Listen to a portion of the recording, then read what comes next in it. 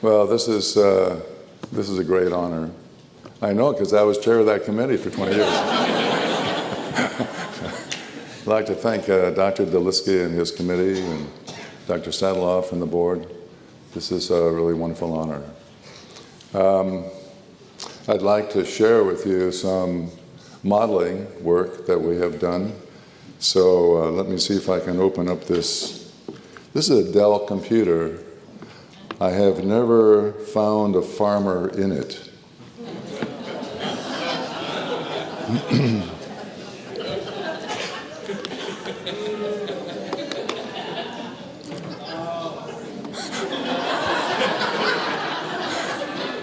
Now that's funny. So, yeah, we're all set. Hopefully, anyway.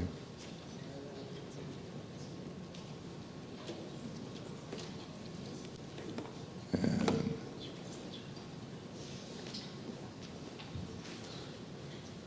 all right.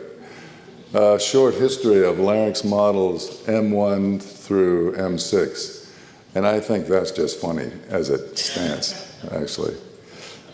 When I was auditioning for doctoral school, I went to the University of Iowa and had an interview, a dinner interview with Dr. James Curtis, a famous guy back then. And at that dinner, he asked me, "Have you read the paper by Vandenberg, Zantinema, and Dornenball?" And I said, "I have no idea what you're talking about." And I was amazed at how long that author's name was. And turns out that the paper is on the air resistance and the Bernoulli effect of the human larynx. And that got us interested in starting some model research. I'll talk about that just in a second here, with reference to that paper. Here's some vocal folds here, and if you rotate that 90 degrees and take out the muscle, that's pretty funny, take out the muscle, and then change the right-hand side here, what you get is something that looks like the airway model that Vandenberg talked about in that paper. And basically it's life-size. Here's the glottis. So things are normal kind of lengths. They put in a subglottal pressure tap there to measure that, but also one over here. So this would be now a transglottal pressure measure in that physical model. And then also he applied 4 other pressure taps here to get the pressures in the glottis. And this is a classic paper. This is where it all really starts for good modeling of laryngeal function. And so you have the trachea, the subglottal region, the vocal folds, the ventricle, and those pressures. And this was a plaster kind of cast. So they did really nice research, a very difficult paper to understand, but we got through it. And the airway resistance equation from that, there are 2 parts. One is frictional losses of air pressure, and the other is a turbulence loss, as they call it, of air pressure. And so the whole idea was, well, they came up with an equation, and we liked equations. And our question was, is their equation correct? And thus the journey began. So he was my first mentor, but then when he graduated, Ingo Titze came and replaced him. By graduating, I mean, retiring. And over the years, through these models, we've collaborated with many individuals, colleagues, and students. And of course, Ingo has been the first, or the second, and then forever mentor.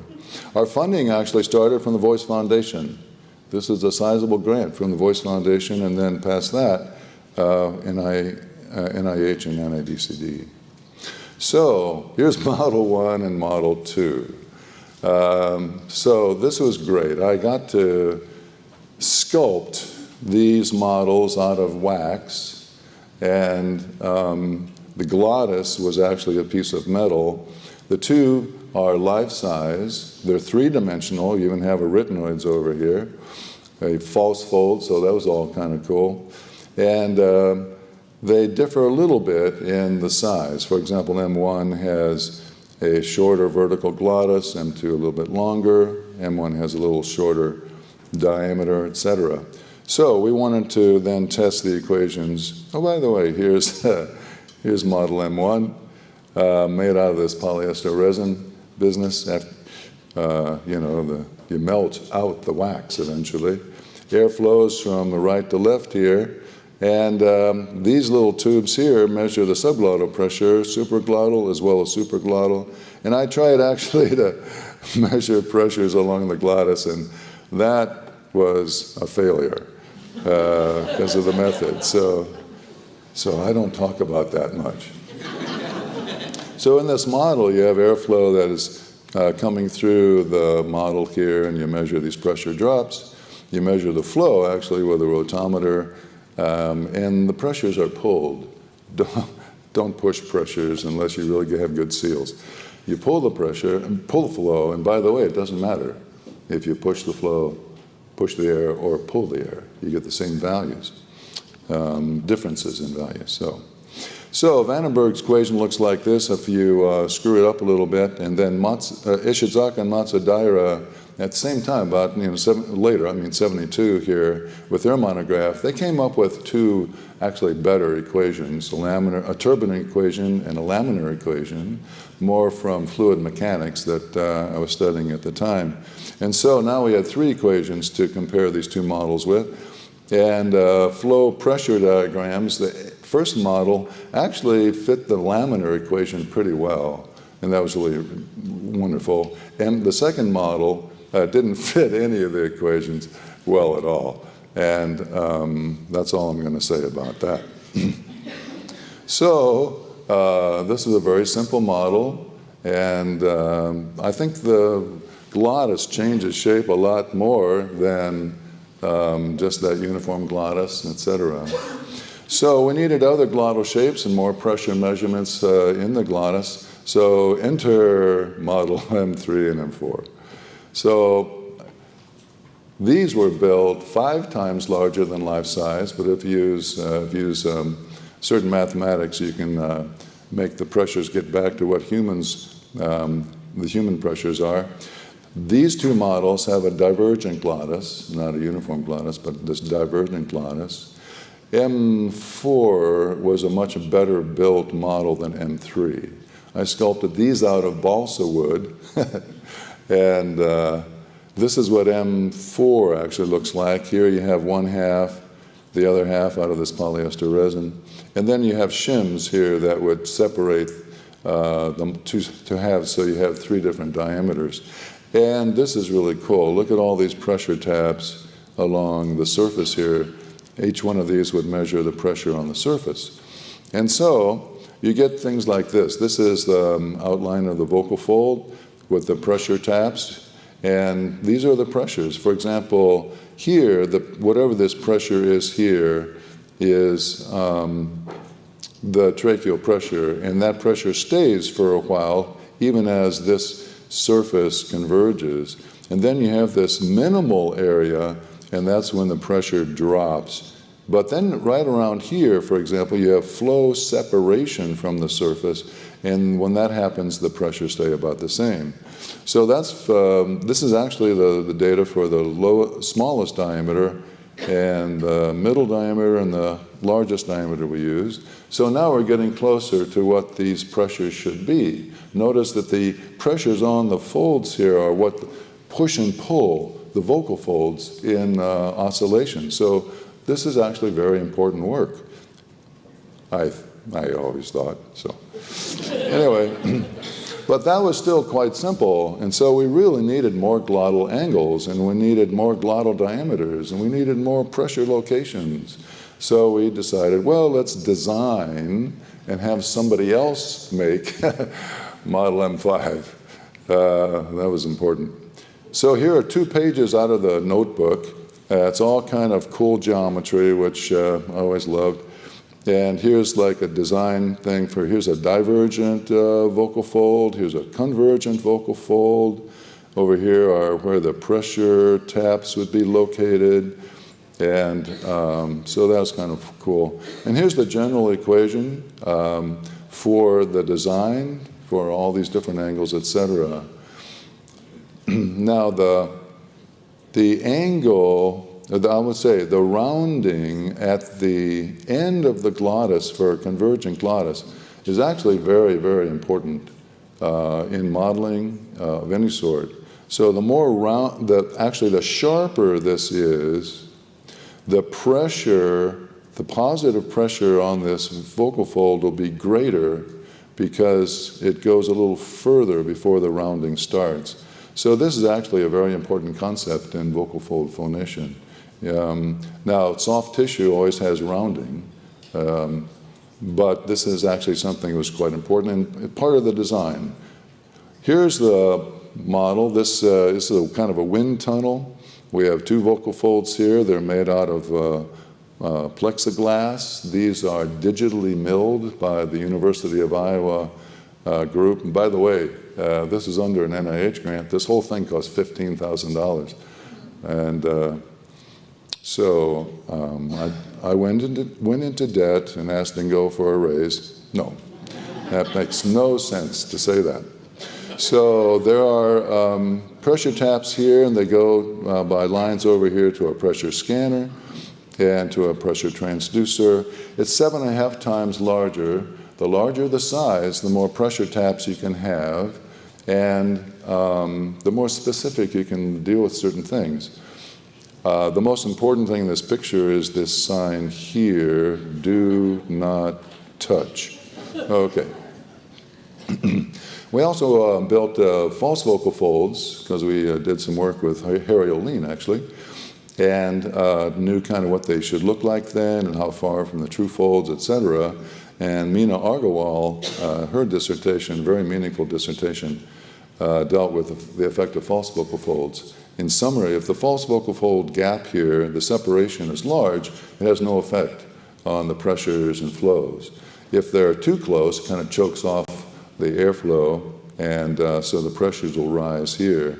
There's an optimal kind of gap here that actually allows more flow. It's less flow resistance for all of flow through the glottis, through the larynx. And other people have been studying that as well after this study. So here's a design of the vocal fold. You can see the pressure taps here, these little guys here. And here's where the tube's attached to go to that pressure scanner. Now, here is a convergent glottis, lower, higher. And you can see it's convergent because the red lines say so. And when it's convergent, these arrows here refer to how much pressure there is, and when they're going away from the surface that's pushing. So a convergent glottis always has a positive pressure to push the folds away from each other. When the glottis is uniform means that the cross-sectional area here is exactly the same. For that, the pressure actually is positive at the beginning to push the folds and kind of negative here when the rounding starts. And then for a divergent glottis, the pressures pull. Here's where you get negative pressures to try to pull the two folds toward each other. So again, if you take one of these illustrations from Hirano and rotate it 90 degrees, so this orientation now is what you get in the next slide, bonk, and here it is here. So you have the beginning of the glottis, the end of the glottis, upstream of the glottis, and the arrows. Again, it's convergent. And up here is called a pressure distribution. This is zero pressure, that's 10 centimeters of water air pressure. This would be in the trachea. And this blue line shows that for this convergent glottis, the blue line is above zero. So these are positive pressures that would push the vocal folds during the glottal opening phase that we talked about yesterday. And then for the uniform glottis, the pressures are a little positive at the beginning and a little bit negative because of this rounding. This little rounding causes a little negative pressure. And then for a divergent, you have negative pressure at the minimal diameter here, and actually tends to be negative pressure throughout this divergence. So what do you get? Here's a pressure distribution, again, this blue here is like a 10 degree convergent glottis, so these are positive pressures that push the fold. And this is a 10 degree divergent glottis that would help to pull the folds during closing, and then this is for the uniform. And then, of course, we studied this for a wide range of angles of the glottis, 40 degrees down to 5 degrees convergent, and same for the divergent. 2 points to be made here, and this is one of the reasons why this kind of modeling is important. What are some insights that you can get just from a physical model that doesn't vibrate, but you can put different vocal folds in? You see this 40 degree convergence? That's a fair amount of convergence, but notice that you get the greatest amount of push on the vocal folds with this large convergence. So if you really wanted to push the folds out, somehow manipulate the folds so it's highly convergent, large angle. And the other aspect is down here. What would be the most efficient negative pressures to help pull the folds back? It's between 5 and 10 degrees. It's called most efficient diffuser, actually. See this 5 degrees here? This negative pressure is lower than any of these others for a longer portion of the glottis. And so from an efficiency point of view, this kind of information is actually pretty nice. So M5 had 63 geometric conditions. We had 9 glottal angles. Each of these are different vocal fold pieces that were constructed. It's from 40 degree convergent to 40 degree divergent. 7 basic diameters, so we were able to, place the vocal folds closer or further apart. And then a wide range of transglottal pressures and flows, obviously. And then, okay, thank you. And so we got also then the pressures at all of the 16 pressure taps from below the glottis to above the glottis. And we also can manipulate the folds so that you can interchange, so you can get pressures on both sides. So we got pressures on both sides of the glottis for all those conditions. And we had symmetric as well as asymmetric conditions. Asymmetric means that the folds are not the same, they're a little skewed. So you have an oblique line, which I'll show you in just a second. And what we then do with those values is we make a large lookup table. We put we attach that table to like a 2 or 3 mass model, computer model, and then for any particular moment in time of configuration and pressure, you can then interpolate what the next pressures and flows are going to be. So it helps to drive. So we have empirical values, not equations, but empirical values that drive the model, and I'll show you that. This is actually a 2-mass model, lower mass and upper mass from Ishizaka and Flanagan. We borrowed that. And this is this obliquity business. If you have one side that is, say, divergent, the other side convergent, see that? The angle through the middle of the glottis is oblique to straight up and down. We call that obliquity. I don't know why, because it's an oblique angle, I guess. And but we see this often. You see slight asymmetries of motion of the vocal folds even in normal phonation. And relative to that, this is a very interesting finding in our work. If the diameter between the 2 vocal folds is small, but one is divergent, this is convergent, sorry, one's convergent, the other's divergent, but the glottis itself is convergent. See how that's convergent? The pressures on the 2 sides are in the right direction, almost equal. See, the red arrows are pushing out, so that pushes the folds away from each other. But if the diameter is large enough, the convergent side will push, which is normal. The divergent side will pull, as it should. But if this is an asymmetric motion, the question would be, doesn't this enhance the asymmetric motion or kill the asymmetric motion? So that's actually a research question. And here's an example of applying those pressures to 2 vocal folds that are the same biomechanically, and they move symmetrically, and you can look at the motion of the the tissue, the angles that the two sides make. Here's the glottal flow. That's important. That glottal flow is going to be consistent, and things like that. I'm going to go to the end here. Here is where now the obliquity is actually just 10 degrees. And when you look at the motion of this, you get, again, asymmetric motion, but not only that, you actually get the subharmonic, amplitude modulation of the signal. So this is a low frequency modulation of the signal, and for all of the motions and the angles in the glottal flow. So this will be kind of a rough sound. Isn't that wild? Look at that. That's pretty wild. That's really wild. So with M5, provides empirical pressures for a wide range of glottal angles, both symmetric and asymmetric. Slight asymmetries of mass, tension, glottal obliquity still create glottal airflow waveforms that are the same from cycle to cycle. So I think this is why a person might sound quite normal in the quality of the larynx, but there is a little asymmetry of the motion of the two sides. Larger asymmetries potentially will create then vocal fold motion and cycle to cycle airflow changes that will result in rough voice due to the low frequency modulation from that particular model anyway. And then we have M6. M6 actually is different.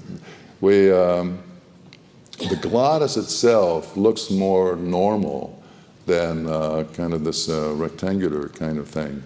So M6 has three different angles, 10-degree, divergent, convergent, and uniform.